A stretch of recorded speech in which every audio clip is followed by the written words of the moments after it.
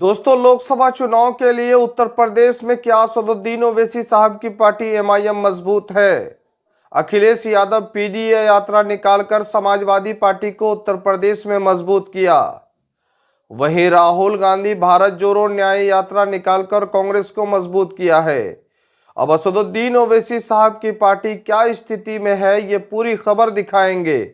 उससे पहले एक नज़र आपको दोहराते हैं कि जैसा कि कुछ लोगों का मानना था कि लोकसभा चुनाव के लिए असदुद्दीन ओवैसी साहब की पार्टी और बहुजन समाजवादी पार्टी का गठबंधन कुछ लोग अपने नज़रिए से देख रहे थे, लेकिन ऐसा कुछ नहीं हुआ। इस वक्त उत्तर प्रदेश में कांग्रेस और समाजवादी पार्टी के बीच गठबंधन है, लेकिन असदुद्दीन ओवैसी साहब की पार्टी और बहुजन समाजवादी पार्टी के बीच कुछ लोग गठबंधन देख रहे थे, ऐसा नहीं हो पाया। यानी असदुद्दीन ओवैसी साहब से पहले ही बहन मायावती ने प्रेस कॉन्फ्रेंस कर कह दिया है कि वो किसी भी दल के साथ इस बार गठबंधन में नहीं है। उनकी पार्टी गठबंधन से नुकसान पहुंचता है, ना वो इस वक्त इंडिया गठबंधन में है, ना ही बीजेपी में है।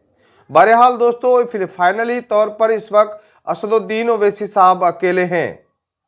फिर भी असदुद्दीन ओवैसी साहब के पार्टी के जिम्मेदार लगातार वो बोलते आ रहे हैं कि उनके दरवाजे खुले हैं और कोई भी बीजेपी को छोड़कर कोई भी दल उनके जो है पार्टी में शामिल हो सकते हैं, वो गठबंधन के लिए तैयार हैं।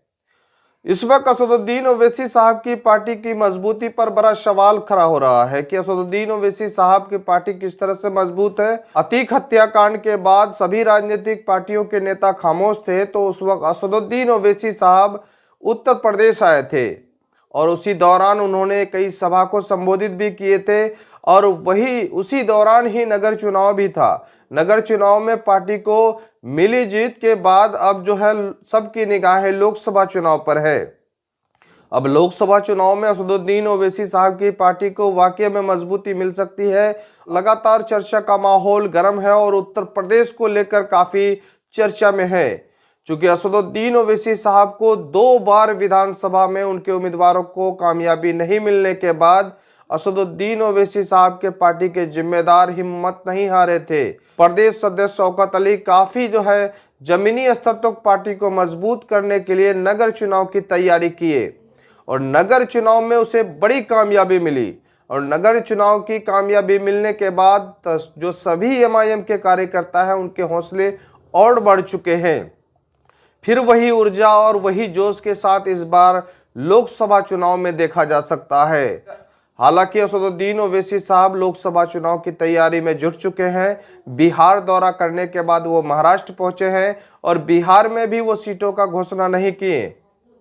हालांकि ये संकेत दे दिए अपने स्पीच के दौरान कि बिहार में 10 सीटों से ज़्यादा सीटें एमआईएम लड़ेगी। वहीं महाराष्ट्र में भी असदुद्दीन ओवैसी साहब पहले 1 सीट पर लड़ रहे थे, अब ये संकेत दे दिया असदुद्दीन ओवैसी साहब दौरा के दौरान कि अब जो है कई सीट जो है महाराष्ट्र में भी लड़ेंगे। और उन्होंने खासतौर पर महाराष्ट्र वालों से अपील भी किया कि इस बार 4 एमपी उन्हें चाहिए और लोगों से अपील भी किया कि 4 एमपी चाहिए। अब जो है उत्तर प्रदेश की बारी है और जो संकेत मिल रहा है कि ओवैसी साहब का अगला दौरा उत्तर प्रदेश में होगा और उत्तर प्रदेश में वो 2024 का जो है बिगुल फूकेंगे।